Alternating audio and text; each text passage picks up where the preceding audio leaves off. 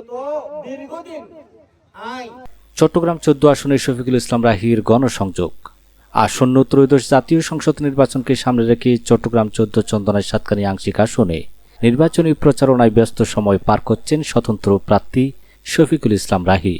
প্রচারণার অংশ হিসেবে শুক্রবার ২৩ জানুয়ারি সাতকানিয়া উপজেলার খাগড়িয়া ইউনিয়নের ৪ নং ওয়ার্ড থেকে তিনি দিনব্যাপী গণসংযোগ শুরু করেন।